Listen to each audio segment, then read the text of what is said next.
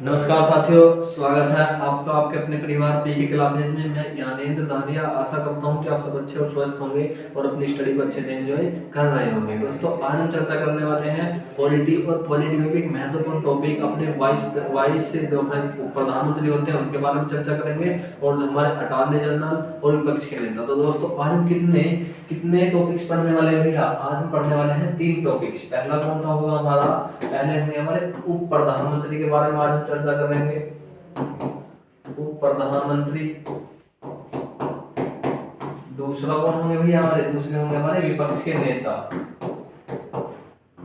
विपक्ष के नेता के बारे में आज हम चर्चा करने वाले हैं। जो तीसरा हमारा टॉपिक होगा वो होगा हमारा attorney general of India. Attorney general of India. Attorney general of. तो आज हम इन 3 टॉपिक्स के बारे में चर्चा करेंगे। इन्हीं से संबंधित इंपॉर्टेंट कुछ क्वेश्चन होंगे जिनके बारे में आज हम चर्चा करने वाले हैं। तो दोस्तों, ज्यादा समय ना लेते हुए चलेंगे अपने सबसे पहले क्वेश्चन पर। देखिए, सबसे पहला क्वेश्चन आपकी स्क्रीन पर दिया हुआ है। देखिए भैया, भारतीय संविधान में निम्नलिखित में से किस पद का उल्लेख नहीं है? जो अपना इंडियन कॉन्स्टिट्यूशन है उसमें निम्नलिखित में से कौन सा एक ऐसा पद है जिसका संविधान में उल्लेख नहीं है? तो देखिए, 4 ऑप्शन आपके सामने दिए गए हैं। इस क्वेश्चन का राइट आंसर आप बताएंगे 3 सेकंड के अंदर। देखिए, आपका समय शुरू होता है अब। क्या भारत के प्रधानमंत्री का संविधान में उल्लेख नहीं है? राष्ट्रपति, उपराष्ट्रपति या फिर उप प्रधानमंत्री? देखिए, संविधान में उल्लेख का मतलब ऐसे है कि संविधान में किसके बारे में नहीं बताया गया है या किसके बारे में प्रावधान नहीं है। तो 4 ऑप्शन आपके सामने दिए गए हैं। देखिए, इस क्वेश्चन का जो राइट आंसर होने वाला है वो क्या होगा भैया? आपका ऑप्शन नंबर डी, यानी उप प्रधानमंत्री के बारे में हमारे संविधान में कोई चर्चा नहीं है। ये गैर संवैधानिक पद है। बात करें भैया अपने प्रधानमंत्री। प्रधानमंत्री कहाँ पर? आर्टिकल 74, आर्टिकल 75, इन दोनों में क्या होता है? प्रधानमंत्री के बारे में थोड़ा थोड़ा जिक्र है। बात करेंगे राष्ट्रपति। राष्ट्रपति के बारे में कहां पर बताया गया है? यहाँ जो अपने राष्ट्रपति हैं उनके बारे में आर्टिकल नंबर 52 से लेकर 61 तक बताया गया है अनुच्छेद में। तो मतलब ये तो हमारे क्या हुए भैया? संवैधानिक पद हुए। उपराष्ट्रपति आर्टिकल 63 में बताया गया है, 63 से लेकर 68 तक उपराष्ट्रपति के बारे में बताया गया है। तो इसका मतलब उपराष्ट्रपति के बारे में भी जिक्र है, लेकिन संविधान में जिक्र नहीं है। किसका? उप प्रधानमंत्री का। संविधान में जिक्र नहीं है, उप प्रधानमंत्री का जिक्र नहीं। ये बातें यहाँ पर पूछी गई हैं। सिंपल सी लैंग्वेज में क्वेश्चन पूछेगा तो इस प्रकार का एग्जाम में क्वेश्चन पूछा जा सकता है। एसएससी 2000 शायद एसएससी उसमें आरआरबी में पूछा गया क्वेश्चन। चलिए दोस्तों, अपने नेक्स्ट क्वेश्चन। तो देखिए, नेक्स्ट क्वेश्चन फिर उप प्रधानमंत्री से दिया गया है। दोबारा उप प्रधानमंत्री से क्वेश्चन दिया गया है।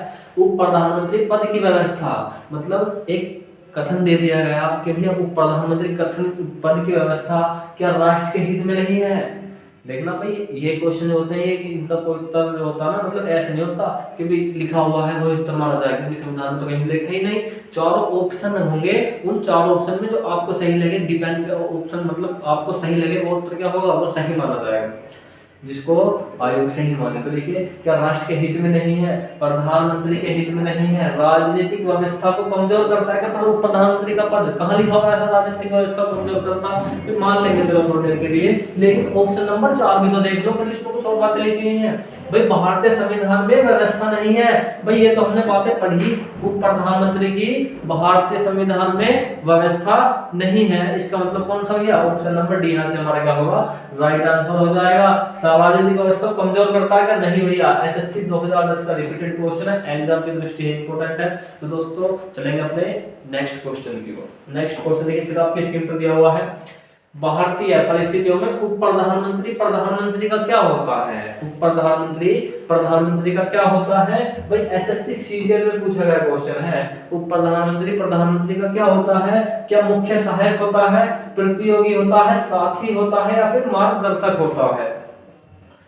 तो क्या होगा भैया?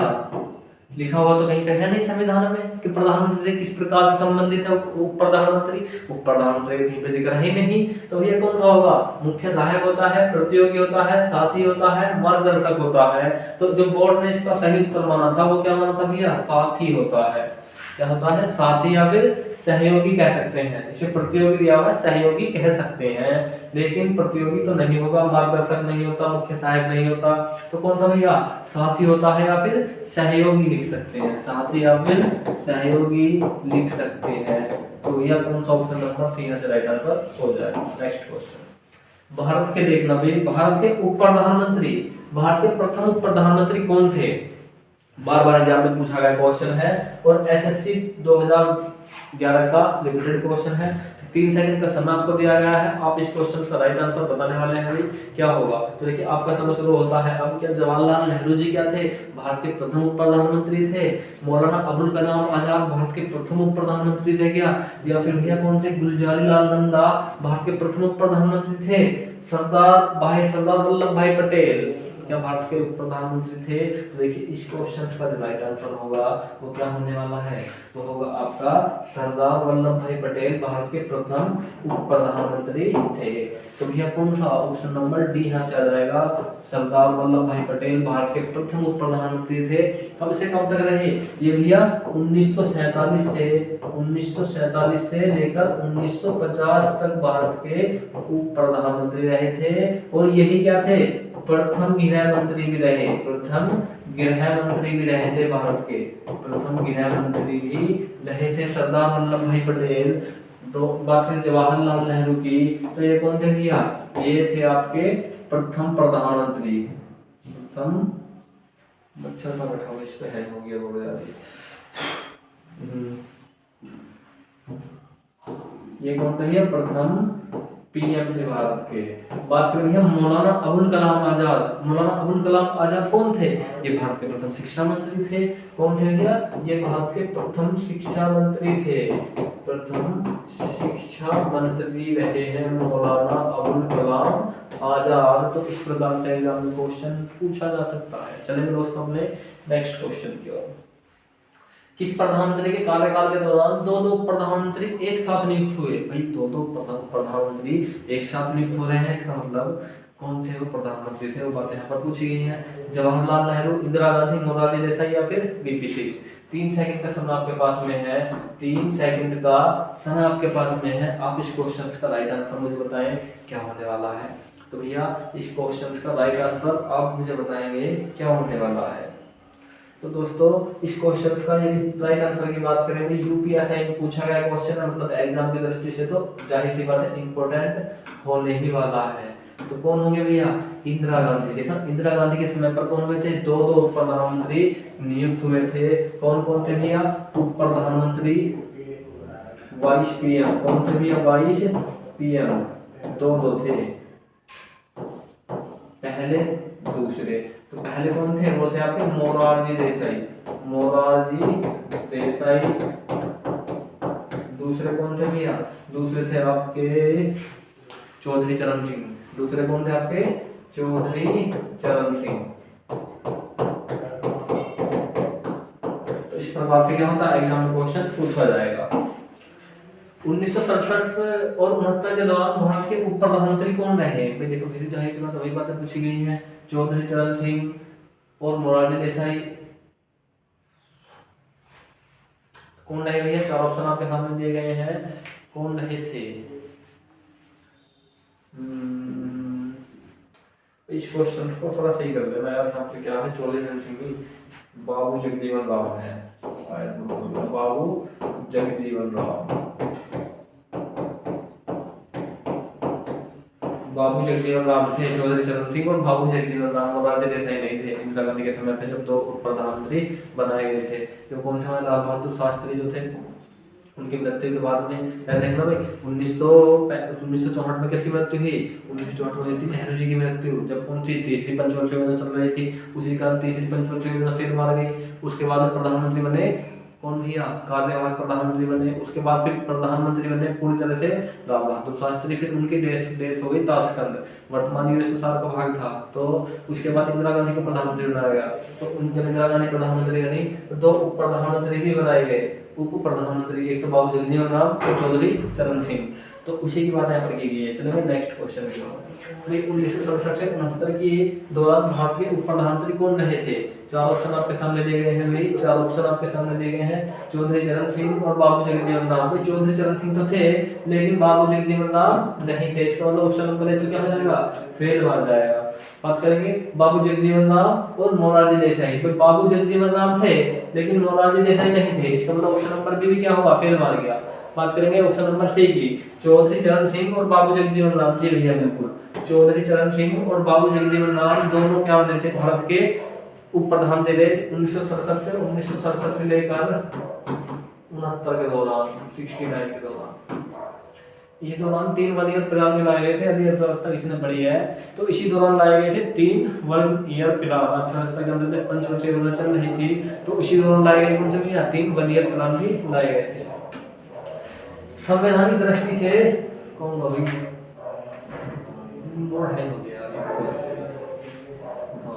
संवैधानिक दृष्टि से देखा जाए तो उप प्रधानमंत्री निम्न से किसके समकक्ष होता है? संवैधानिक दृष्टि से देखा जाए तो मतलब किसके समान में सुविधाएं दी जाती हैं? अब देखना भाई, उप प्रधानमंत्री मतलब वाइस प्रधानमंत्री हमारे, वाइस पीएम है, prime minister, vice prime minister है हमारे, तो इसका मतलब कुछ तो सुविधाएं मिलती होंगी।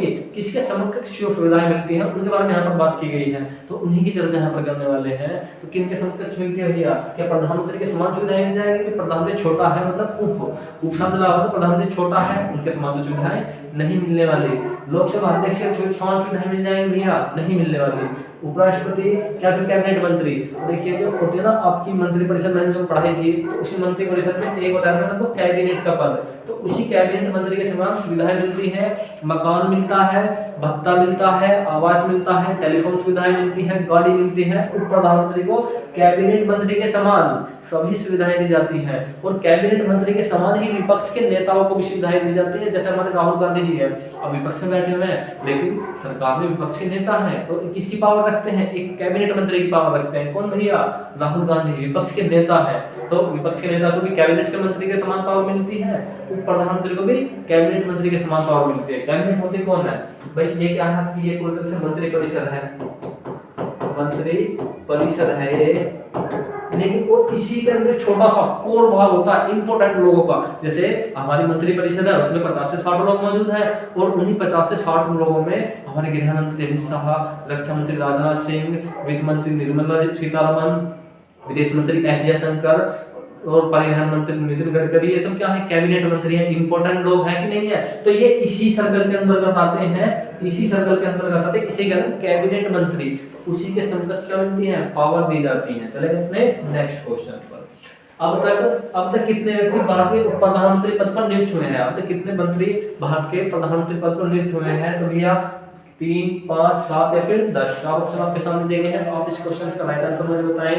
तो देखिए कितने उप प्रधानमंत्री? तो ऑप्शन नंबर सी मतलब 7 उप प्रधानमंत्री तक भारत के नियुक्त किए जा चुके हैं। जैसे देखिए नाम गिनेंगे, कौन कौन भैया नाम गिन लीजिए। जैसे सरदार पटेल, लाल कृष्ण आडवाणी, और आपके तीसरे कौन थे? लाल कृष्ण आडवाणी और चौधरी चरण सिंह, बाबू जगजीवन राम, और एक बार और देख लेना। तो ये कौन थे भी? ये भारत के उप प्रधानमंत्री रहे हैं 7 अब। चलिए अपने नेक्स्ट क्वेश्चन पर।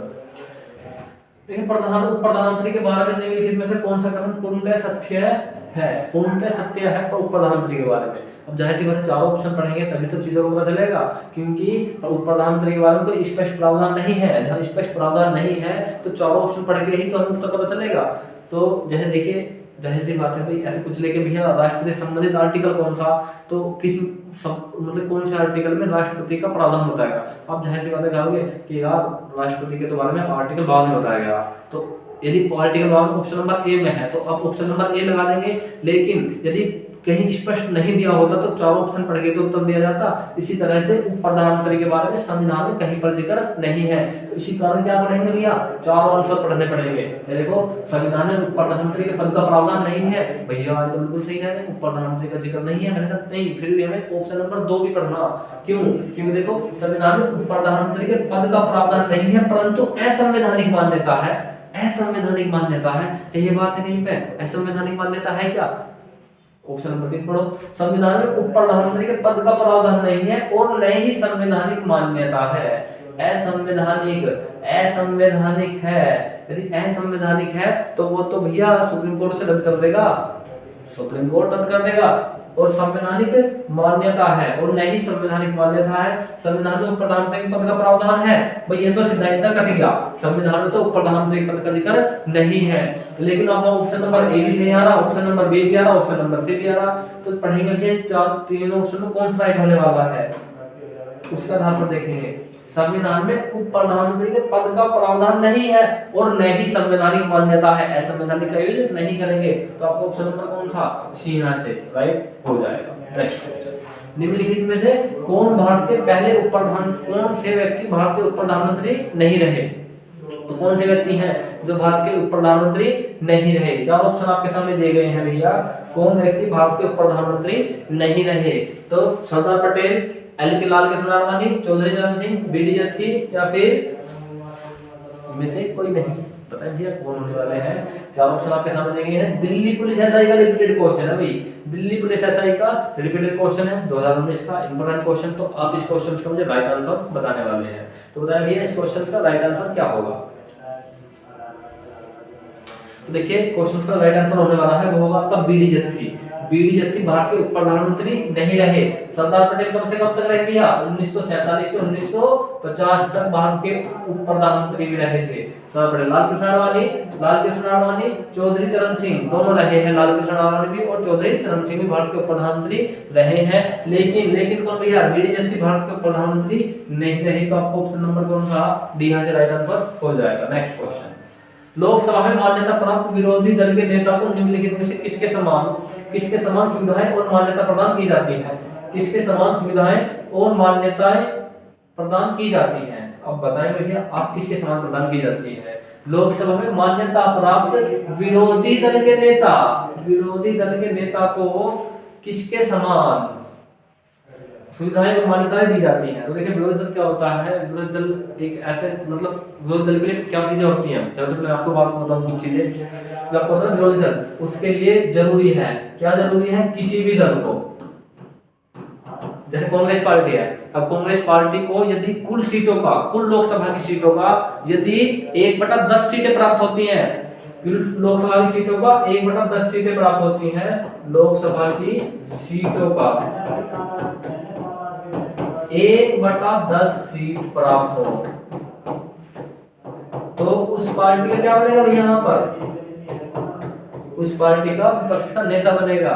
जैसे देखो भाई 1/10 सीटें किसकी होंगी, 1/10 समझो जैसे 545 से 550 सीटें हैं कुल मिलाकर, 552 थी तो 550 हो गई, तो एग्रीगेट निकालते गए तो वर्तमान कितने बचे, 585 तो बचे। अब इनका 1/10 निकालेंगे तो कितने बचेंगे, 55 सीटें जिस पार्टी को मिल गई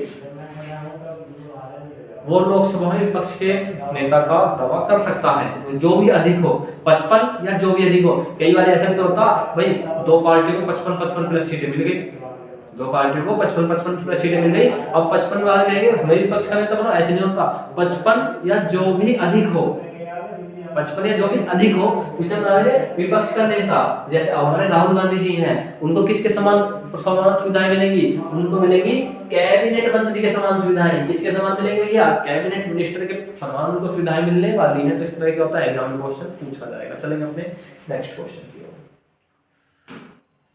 लोकसभा का विरोधी दल के पहले मान्यता प्राप्त नेता थे, भाई विरोधी दल के पहले मान्यता प्राप्त नेता पूछे तो कौन होंगे, क्योंकि कई बार तो क्या होगा भाई 1947 में देश आजाद हुआ, उसके बाद में कांग्रेस पार्टी सत्ता में रही, जब तक नेहरू जी रहे तब तक तो किसी की हिम्मत इतनी थी नहीं कि वो 55 प्लस सीटें भी ले आए।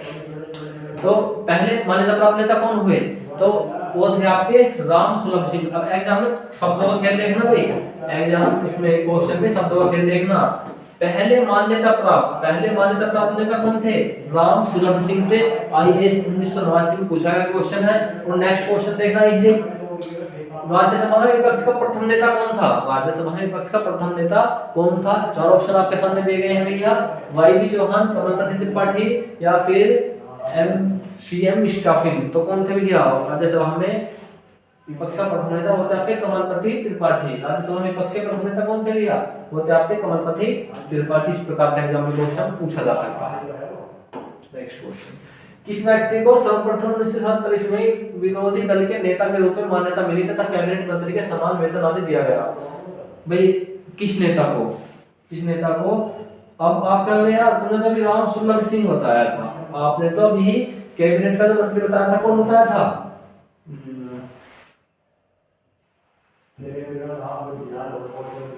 आपने कौन बताया था भैया? लोकसभा में विपक्ष का नेता प्रथम थे राम सुलभ सिंह को बताया। अब आइए तो राम सुलभ सिंह ऑप्शन में नहीं है। मैंने कहा शब्दों को पढ़ना सीखो। देखो किस तरह से 1977 ईस्वी में 1977 ईस्वी में विपक्ष की दल के नेता के रूप में मान्यता मिली तथा कैबिनेट मंत्री के समान वेतन दिया गया। पहली बार विपक्ष के नेता को कैबिनेट मंत्री के समान पावर और कैबिनेट मंत्री के समान वेतन दिया गया। तो कौन हुए भैया? विपक्ष के नेता कौन हुए? वो उस समय थे वाई.बी. चौहान। कौन थे भैया? वाई.बी. चौहान 1977 में थे। कौन? वाई.बी. चौहान 1977 में कौन थे प्रधानमंत्री? तो 1977 में प्रधानमंत्री बने थे 1977 से लेकर 1989 तक। कौन रहे थे भैया? मोरारजी देसाई, जनता पार्टी के। पीएम कौन थे इस समय? मोरारजी देसाई इस समय पीएम थे। मोरारजी देसाई इस समय क्या होते भैया? पीएम थे। और 1989 में जनता पार्टी की सरकार गिर गई थी। पहले गिर कांग्रेस प्रधानमंत्री बने, पहले बुजुर्ग प्रधानमंत्री बने भारत के। अब तक के सबसे बुजुर्ग प्रधानमंत्री रहे हैं मोरारजी देसाई। तो इस प्रकार से क्या होगा? एग्जाम में क्वेश्चन पूछा जा सकता है। नेक्स्ट क्वेश्चन, निम्नलिखित में से कौन लोकसभा में विरोधी दल के नेता पर कभी नहीं रहे? विरोधी दल के नेता पद पर कभी नहीं रहे। कौन से ऐसे व्यक्ति हैं जो विरोधी दल के नेता के पद पर कभी नहीं रहे? तो एकमात्र नेता कौन रहे? मनमोहन सिंह। मनमोहन सिंह जिनकी हाल ही में डेथ हो गई। क्या हुआ भैया? इनकी हाल ही में डेथ हो गई। 2 बार भारत के प्रधानमंत्री रहे। तो पीएम रहे थे 2 बार। पीएम रहे थे कब से कब तक? 2004 से लेकर 2014 तक भारत के प्रधानमंत्री रहे। ये अर्थशास्त्री भी हैं और रिजर्व बैंक के गवर्नर भी रहे हैं। किसके? आरबीआई के गवर्नर भी रहे हैं। कौन? मनमोहन सिंह। आरबीआई गवर्नर भी रहे हैं। वित्त मंत्री भी रहे हैं भारत के। वित्त मंत्री भी रहे हैं भारत के मनमोहन सिंह जी। तो इस प्रकार से क्या होगा? एग्जाम में क्वेश्चन पूछा जाता है। एसएससी में पूछा गया क्वेश्चन। नेक्स्ट क्वेश्चन, भारत सरकार का प्रथम विधि अधिकारी कौन होता है? अटॉर्नी जनरल से क्वेश्चन है भैया। Solicitor general, attorney general. तो कौन होता है भैया भारत सरकार का प्रथम विधि अधिकारी? संघीय विधि मंत्री, सचिव, विधि सचिव, भारत का महान्यायवादी, भारत का मुख्य न्यायाधीश। तो कौन होता है? कौन होगा भैया? यूपीएससी 2013 का रिपीटेड क्वेश्चन है। तो कौन होने वाले भैया? भारत का महान्यायवादी। भारत का महान्यायवादी अटॉर्नी जनरल कहते हैं इसको। क्या कहते हैं भैया? Attorney general. कौन से आर्टिकल में भैया? आर्टिकल 76। आर्टिकल 76 में अटॉर्नी जनरल के बारे में बताया गया है। भारत का महान्यायवादी अटॉर्नी जनरल। तो इस प्रकार से एग्जाम में क्वेश्चन पूछा जाता है। दूसरी बात है एक प्रकार की कौन पूछेगा, वो क्या है? वो ये होती है कि भाई अटॉर्नी जनरल काम क्या काम करता। मतलब आप ऐसे देखो जैसे हमारा सुप्रीम कोर्ट है, वहां पर सरकार के खिलाफ किसी ने कोई केस फाइल कर दिया। अब ऐसा तो है नहीं कि प्रधानमंत्री वहां पर अपनी सरकार का पक्ष रखने के लिए जाएंगे। तो कौन जाता सरकार की तरफ से? वो जाते हैं आपके अटॉर्नी जनरल। वर्तमान में कौन है हमारे अटॉर्नी जनरल? वर्तमान में हमारे अटॉर्नी जनरल कौन है? तो हमारे आर वेंकट रमनी। वर्तमान अटॉर्नी जनरल कौन है? वो है हमारे आर वेंकट रमनी। वर्तमान अटॉर्नी जनरल है आर वेंकट रमनी। आर्टिकल कौन थे? आर्टिकल 76 में इनकी बातें बताई गई हैं। तो इस प्रकार से एग्जाम में क्वेश्चन पूछा जा सकता है। चलेंगे अपने नेक्स्ट क्वेश्चन की ओर। भारत के अटॉर्नी जनरल महान्यायवादी की नियुक्ति कौन करता है? 4 ऑप्शन आपके सामने दिए गए हैं। पहला ऑप्शन सर्वोच्च न्यायालय के मुख्य न्यायाधीश, या फिर भारत का प्रधानमंत्री, भारत के राष्ट्रपति, या फिर संघ लोक सेवा आयोग का अध्यक्ष। तो भैया अटॉर्नी जनरल के बारे में यहाँ से पूछी गई है बातें। एक प्रकार से यहाँ से एग्जाम और क्वेश्चन और पूछता तो भैया अटॉर्नी जनरल को कौन हटा सकता? तो भैया अटॉर्नी जनरल को हटाने की शक्ति किसके पास में है? इस क्वेश्चन का जवाब आप बताएं कमेंट बॉक्स में। तो देखिए कौन होंगे भैया जो अटॉर्नी जनरल को नियुक्त करने का अधिकार किसके पास है? 4 ऑप्शन आपके सामने दिए गए हैं। तो अटॉर्नी जनरल को हटाने की पावर किसके पास है भैया? भारत के राष्ट्रपति के पास में। कौन से आर्टिकल में बताई गई है बातें? आर्टिकल 76 के सब क्लॉज 1 में हमें ये बातें बताई गई हैं। जो हमारा अटॉर्नी जनरल है उसको हटाने की पावर किसके पास है? राष्ट्रपति के पास में। तो इस प्रकार से क्या होता है एग्जाम में क्वेश्चन पूछा जाएगा। चलेंगे फिर नेक्स्ट क्वेश्चन की ओर। नेक्स्ट क्वेश्चन, भारत सरकार को कानूनी विषयों पर परामर्श कौन देता है? कानूनी विषयों पर परामर्श देने का अधिकार किसके पास है? भारत सरकार को जो हमारे कानूनी विषय होते हैं उन पर परामर्श देने का अधिकार किसके पास है? कौन देता है उनको कानूनी परामर्श? मतलब देखिए कोई चीजें ऐसी हैं जो सरकार की समझ में नहीं आ रही, अब जो हमारा सुप्रीम कोर्ट है वो तो जो हमारे राष्ट्रपति जी हैं वो तो सुप्रीम कोर्ट के जज से सलाह लेंगे आर्टिकल 143 के अनुसार। जो हमारे कौन है भैया राष्ट्रपति है, उनको किसी मुद्दे पर राष्ट्रपति किसी मुद्दे को समझ में नहीं आ रही तो किससे सलाह लेंगे? वो भारत के राष्ट्रपति से। कौन सा आर्टिकल के अनुसार? आर्टिकल 143 के अनुसार लेते हैं। लेकिन भारत सरकार के तो कुछ मुद्दे ऐसे होते हैं जो उनकी समझ में नहीं आ रहे तो कौन सलाह देगा उनको? उनको सलाह देता कौन भैया? भारत का अटॉर्नी जनरल। कौन देगा भैया? Attorney general of India, Bharat का महान्यायवादी। कौन से आर्टिकल में भैया?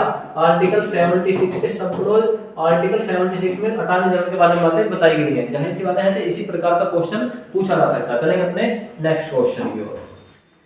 भारत सरकार का मुख्य विधि परामर्शदाता कौन है? भारत सरकार का मुख्य विधि परामर्शदाता कौन है? सॉलिसिटर जनरल ऑफ इंडिया, उच्चतम न्यायालय का मुख्य न्यायाधीश, सचिव, विधि मंत्रालय का, अटॉर्नी जनरल ऑफ इंडिया। तो भैया प्रथम विधि अधिकारी कौन होता है आपका? Attorney general of India. चलिए अपने नेक्स्ट क्वेश्चन की ओर। निम्नलिखित में वह व्यक्ति कौन है जो संसद सदस्य नहीं होता लेकिन जिसे संसद को संबोधित करने का अधिकार होता है? संसद को संबोधित करने का अधिकार होता है। कौन सा ऐसा अधिकारी है भाई? कौन सा अधिकार होगा? अब मैं तो हूं नहीं, आप नहीं है, आपको संसद में घुसने तक का भी अधिकार नहीं है। तो कौन ऐसा अधिकारी है जो संसद का सदस्य नहीं होता, सांसद तो नहीं होता लेकिन संसद में अपना भाषण दे सकता है और उसके भाषण को सुनेंगे सभी। लेकिन कई परिस्थिति ऐसी होती है, वोटिंग के प्रावधान होता है। क्या होता है? वोटिंग का प्रावधान होता है। क्या उस वोटिंग के प्रावधान में ये व्यक्ति वोट डाल सकता? नहीं भैया, अटॉर्नी जनरल को वोट डालने का अधिकार नहीं है। तो आपको ऑप्शन नंबर कौन सा होगा भैया? भारत का अटॉर्नी जनरल। भारत का अटॉर्नी जनरल आर्टिकल 76 से संबोधित करने का अधिकार होता है लेकिन वोटिंग का अधिकार नहीं होता। Next question. संसद के प्रत्येक सदन की कार्रवाई में संसद का सदस्य न होते हुए भी कौन भाग ले सकता है? कौन भाग ले सकता है भैया? अब देखो भैया कौन ले सकता भाग? मुख्य न्यायाधीश, इनमें से कोई नहीं, महान्यायवादी या फिर उपराष्ट्रपति। तो भैया कौन ले सकता भाग? वो ले सकता आपका महान्यायवादी। अब देखना ऐसे क्वेश्चन पूछे गए हैं यूपीपीसीएस 2013 में पूछा गया क्वेश्चन है। यूपीपीसीएस 2013 का एग्जाम उठाकर देखना, वहां पर एक क्वेश्चन पूछा गया है। सीधा सीधा एग्जाम में क्वेश्चन पूछा जाता है महान्यायवादी, अटॉर्नी जनरल, महाधिवक्ता, इस प्रकार से सब बदल बदल के क्वेश्चन पूछे जाते हैं। तो ये अलग अलग सभी प्रकार के अलग अलग क्वेश्चन है। तो आपको ऑप्शन नंबर कौन सा? महान्यायवादी से राइट आंसर हो जाएगा। Next question. निम्नलिखित में कौन लोकसभा की कार्रवाई में भाग ले सकता है परंतु मतदान नहीं कर सकता? ये बातें मैंने आपको अभी बताई। आईएएस 1994 1998 का पूछा गया क्वेश्चन है। तो भैया इस क्वेश्चन का जवाब आप मुझे कमेंट बॉक्स में बताएं क्या होने वाला है। कमेंट बॉक्स में आप इस क्वेश्चन का राइट आंसर मुझे बताएं। Next question. क्या भारत का महान्यायवादी संसद के किसी भी सदन या उसकी समिति की बैठक में अपना वक्तव्य दे सकता है? दे सकता है क्या? या हाँ दे सकता है, लेकिन वोटिंग नहीं कर सकता। एसएससी 2000 में पूछा गया क्वेश्चन है। वो भाषण दे सकता है लेकिन वक्तव्य भाषण दे सकता है लेकिन वोटिंग नहीं कर सकता। वोट नहीं दे सकता। वोट नहीं दे सकता। दे सकता संसद में। इस प्रकार से एग्जाम में क्वेश्चन पूछा जाएगा। तो आपको ऑप्शन नंबर ए से राइट आंसर हो जाएगा। Next question. निम्नलिखित में से किसको हटाने का अधिकार संसद को नहीं है? निम्नलिखित में किसको हटाने का अधिकार संसद को नहीं है? ऑप्शन नंबर ए सर्वोच्च न्यायालय के मुख्य न्यायाधीश, उच्च न्यायालय के मुख्य न्यायाधीश, मुख्य निर्वाचन अधिकारी या फिर महान्यायवादी। तो भाई किसको हटाने का अधिकार नहीं है भैया? महान्यायवादी को हटाने का अधिकार नहीं है। कौन हटा सकता है इसको? ये राष्ट्रपति के प्रसाद पर्यंत तक अपने पद पर रहता। राष्ट्रपति की मर्जी तक अपने पद पर रहेगा। कौन? महान्यायवादी। एसएससी सीएचएस में पूछा गया क्वेश्चन है। नेक्स्ट क्वेश्चन की ओर चले भैया। भारत का महान्यायवादी कब तक अपना पद धारण कर सकता? कब तक अपना पद धारण कर सकता है? यूपी पुलिस में पूछा गया क्वेश्चन, मतलब इंपॉर्टेंट क्वेश्चन। तो बताएं भैया 2 वर्ष तक करेगा, 5 वर्ष तक, राष्ट्रपति के प्रसाद पर्यंत या फिर भारत के प्रधानमंत्री के मर्जी तक पद धारण करेगा। तो कब तक करेगा भैया? राष्ट्रपति के प्रसाद पर्यंत तक अपने पद पर रह सकता है। दोस्तों आज की क्लास में हमने लगभग 24 क्वेश्चन कंप्लीट करे जिनमें प्रधानमंत्री, विपक्ष का नेता और भैया कौन हमारे अटॉर्नी जनरल के बारे में आज हमने चर्चा की है। दोस्तों यदि आपको हमारी वीडियो अच्छी लगी हो तो वीडियो को लाइक करें, कमेंट करें और शेयर करें और हाँ हमारे चैनल को सब्सक्राइब करना ना भूलें। जय हिंद साथियों, मिलते हैं अपनी नेक्स्ट क्लास में।